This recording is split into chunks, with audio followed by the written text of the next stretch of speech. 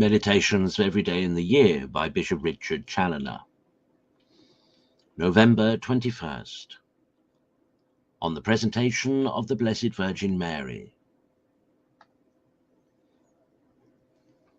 Quae est ista quare processit sicut sol, et formosa tamquam Jerusalem. Consider first that the Church celebrates on this day the early dedication which the Blessed Virgin made of herself to God and to his eternal love and service,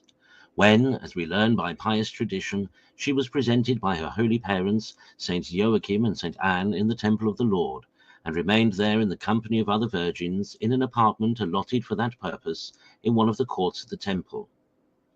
Learn, my soul, from this presentation of the Blessed Virgin the great advantages of early piety, and the happiness of dedicating oneself from one's childhood to divine love,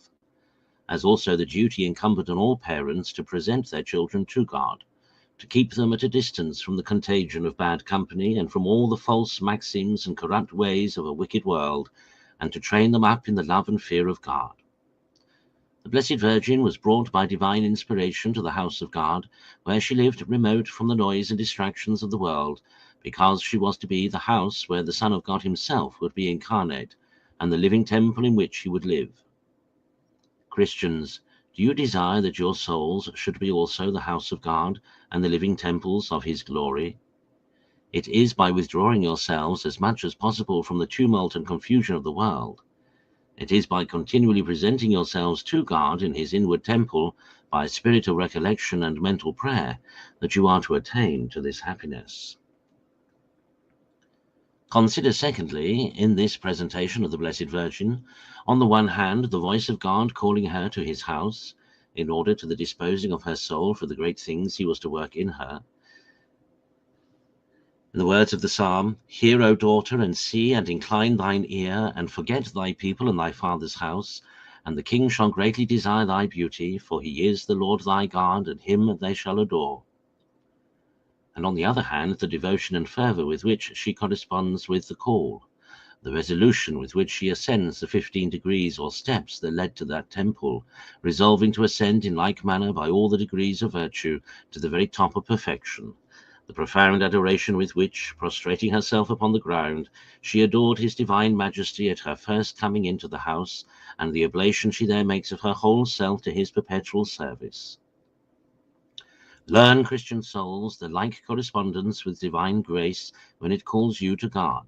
the like devotion, fervor, and resolution in his service, the like adoration and oblation of yourselves to him. In this sacred retreat, the Blessed Virgin gave the first example of a consecration of herself to God by a vow of perpetual virginity,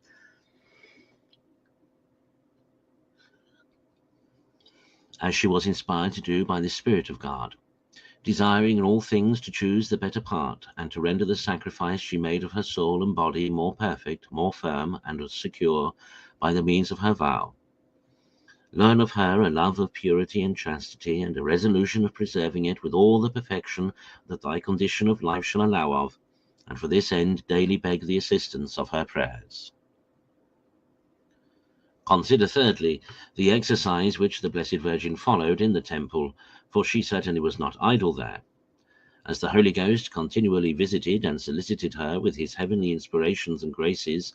so she, who never received the grace of God in vain, continually opened the door of her heart to these visits, and cooperated with these graces with all her strength, and by these means every day of her life, as she increased in age, so she grew in virtue, grace, charity, and sanctity.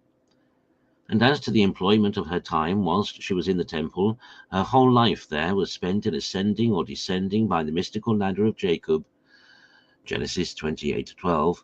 which reacheth from the earth to heaven, and has God at the top of it.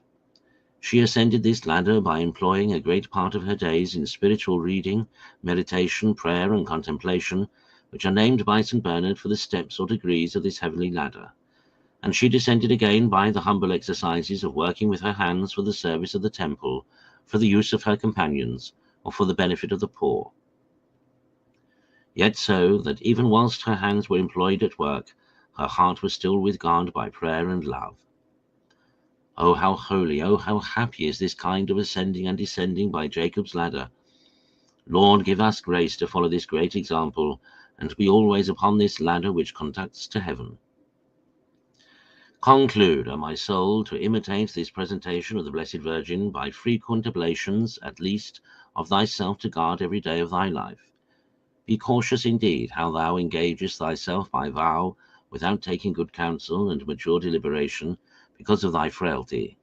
But as to making an offering of thy whole heart and soul to thy God, with all thy thoughts, words, and actions, it is what thou canst not do too often.